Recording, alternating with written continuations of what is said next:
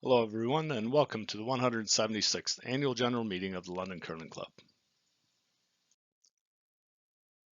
After viewing this presentation, please return to the AGM webpage to review the minutes from the 2022 AGM as well as the financial reports for 2023. Then please cast your personal vote on the issues that are listed. We begin by recognizing those members that we've lost over the past curling season.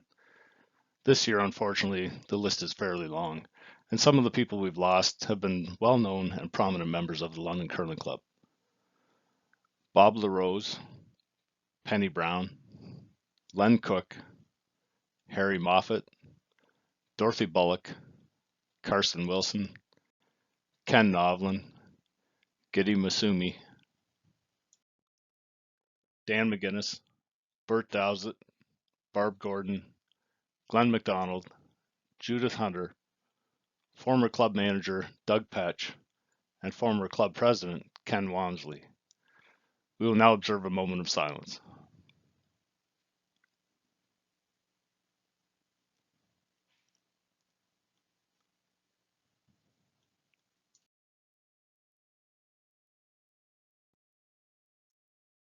Our first report comes from our president, Steve Hobbs. This has been a memorable year at London Curling Club. We introduced a new website to our members. We marked our 175th anniversary with an open house and a bonspiel in March. An historical plaque was unveiled to commemorate our anniversary and the history of curling in London. And we worked alongside the other local curling clubs to successfully host the Tim Hortons Brier. During the season, we displayed many of our historical items from our archives. Curl London was formed to help grow the sport in London. The lower lounge received a fresh coat of paint over the last summer. And using funds from our capital account, the upper lounge is being completely renovated this summer. Steve would like to thank all the board members, conveners, coaches, and other volunteers who donated their time over the past season to make the club a success. Steve would like to thank manager Greg Lewis and his staff for the day-to-day operations, and head ice technician Mark Flynn and his team for providing great curling ice over the season. Vice President Gary Peters would also like to thank the board and executive for a successful curling season. This summer, many activities are taking place, including renovations upstairs. We're busy recruiting new staff members and introducing Google Drive to manage our documentation for the board. As Gary prepares to move into the role of president next season, he sees some challenges ahead. We need to increase our membership. We'd also like to train more members to be coaches so they could help with Learn to Curl, other curling clinics, and outreach programs such as Brooms and Brews. We also need to maintain our strong financial position during a time of high inflation and high interest rates. Our past president, Kevin McDonald, participated in meetings of the ICE Committee, the Executive Committee, and the Board of Directors. He worked to fill the nomination slate for the incoming Board of Directors and took on the role of Director of Maintenance as well. And Kevin is currently busy assisting with renovations in the upper lounge. Next, we'll review our financial statements as reported by our treasurer, Jeanette Walker. Revenue increased 0.5% to $486,796. Had we not received government grants related to the pandemic in the previous 2 years, this increase would have been 22.4%. Membership fees were up 4.3%, bar sales up 51.1%, Pro Shop sales were up 57.7%. These increases are mostly due to the increase in the number of members this year over last. The club's expenses increased 16.3% to $462,619. Most notable was an increase in insurance, up 58.4%, along with other increases with the bar, pro shop, professional fees, and utilities. The club's net income was $17,732. This is a 79.5% decrease from previous year after looking at amortization expense of $34,285. This decrease is largely skewed by the government grants that were received during the COVID pandemic, and our net income is now more in line with prior years.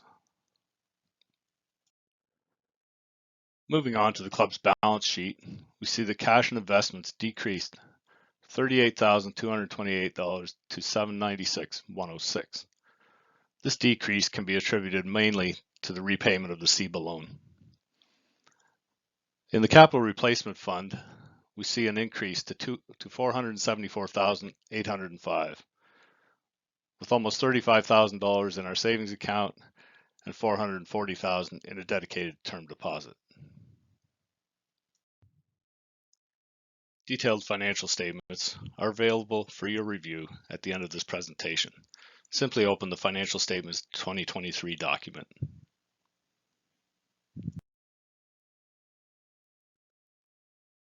The club's secretary, Faye Weiler, recorded, prepared, and distributed minutes for all board and executive meetings. She also monitors all activities to ensure that the organization's standard operating procedures are being followed.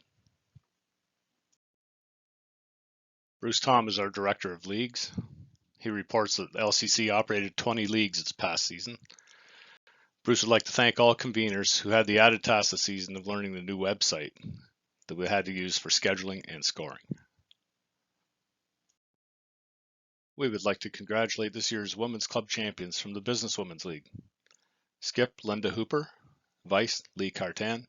Second, Denise Grafton. And lead, Julie Lorenzen. And congratulations as well to our Men's Club champions from the Teesdale League. Skip, David Ross.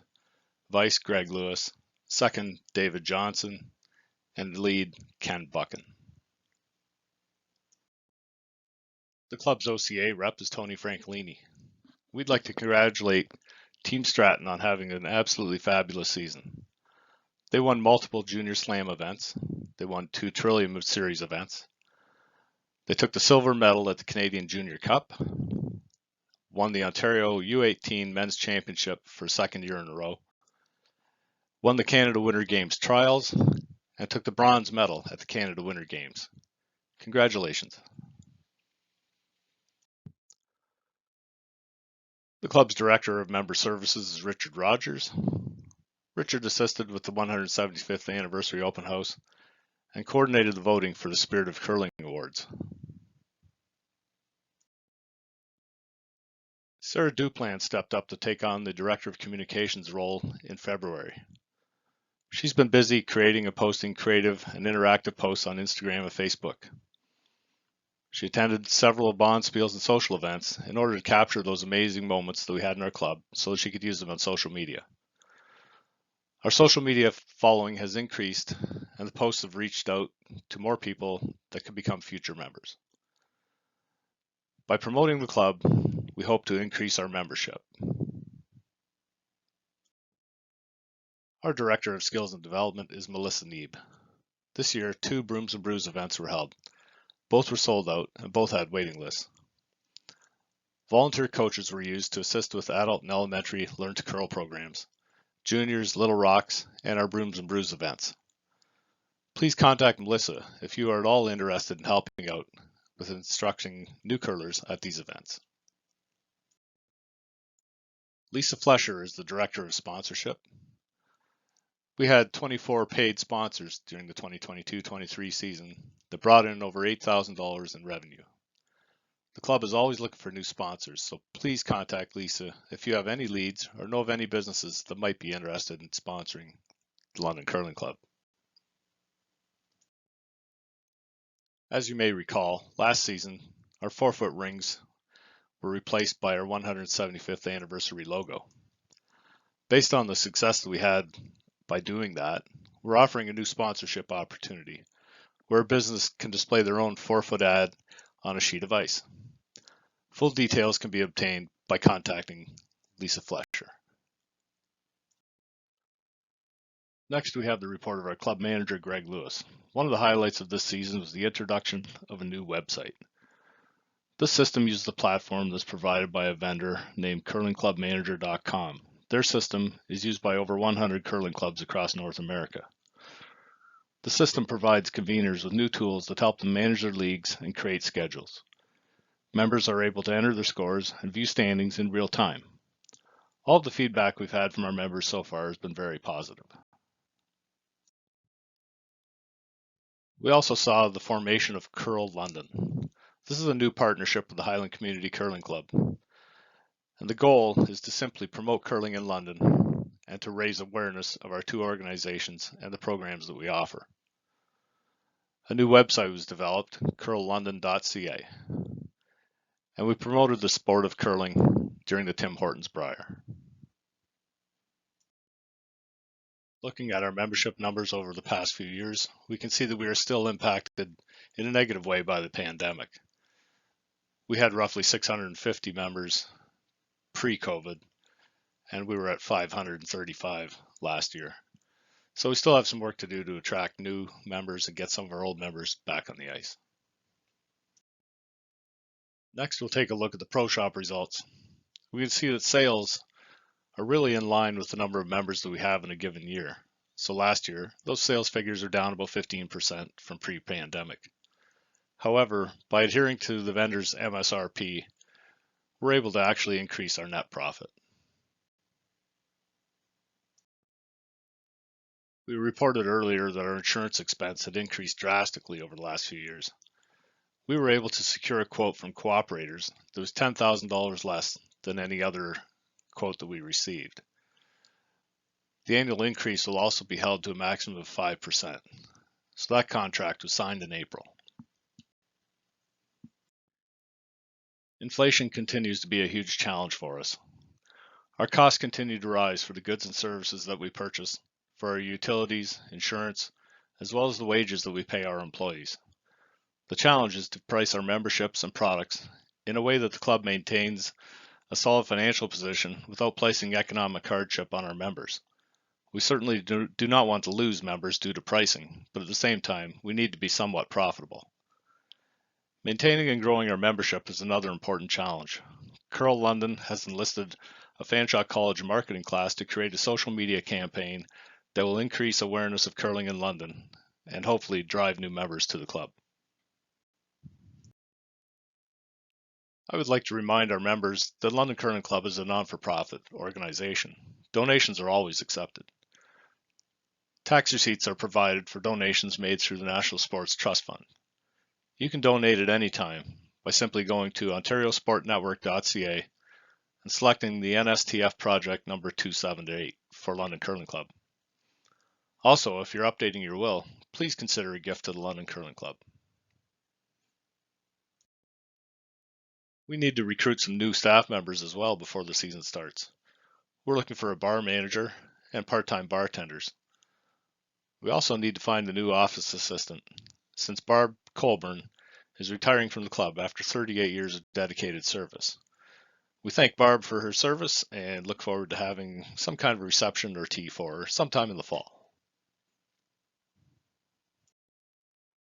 Next, we have the report from Mark Flynn, our head ice technician. Mark and his crew installed 6 sheets of ice this year and worked closely with the refrigeration company in order to maintain our equipment. Mark continually monitored playing conditions and made improvements as necessary. Last year, puckboard was extended into the sand and around the brine lines to keep water and ice from escaping under the boards. This summer, Mark and his crew will be rebuilding the rotten sideboards in the arena. Mark would like to thank the 21-22 Board of Directors and President at that time, Michael Lysinger, for acting on his recommendation to purchase a new dehumidifier. As a result, we were able to control the arena environment with greater efficiency this past season. Mark would also like to thank his ice staff for their hard work this year preparing and maintaining the ice. Mark would also like to thank those members that changed their grippers, cleaned or replaced their broom heads, and kept their hands and knees off the ice. These steps allow Mark and his crew to provide the best possible ice. At this time, we'd like to announce the winners of our Spirit of Curling Awards. The Women's Award winner is Rose Kaczynski. Rose was nominated by Brenda Rouse and Marnie Dickout. Both describe Rose as a person who provides a positive approach to new and long-term members, both on and off the ice. Rose also co-convened the Midweek Daytime Open League.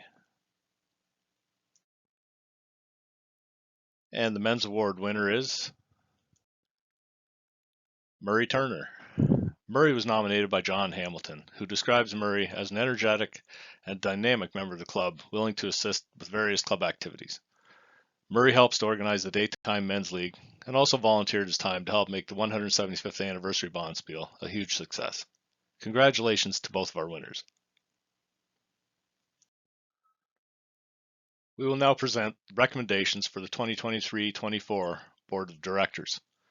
President, Gary Peters. Past President, Steve Hobbs. Vice President, Rose Kaczynski. Treasurer, Jeanette Walker. Secretary, Katie Farrow, with Faye Weiler staying on for another year. Our directors, communications would be Sarah Duplan, leagues, Bruce Tom, property maintenance, Kevin McDonald, member services, Richard Rogers, Ontario Curling Association, Tony Francolini, skills and development, Melissa Neeb, and sponsorship, Lisa Flesher. The Board of Directors recommends the continued use of Ford Keast as the club's auditors. This concludes the AGM presentation. We thank you for taking the time to view this video. Please return to the AGM webpage and click on the link to cast your personal vote. Thank you and look forward to seeing you on the ice again in October.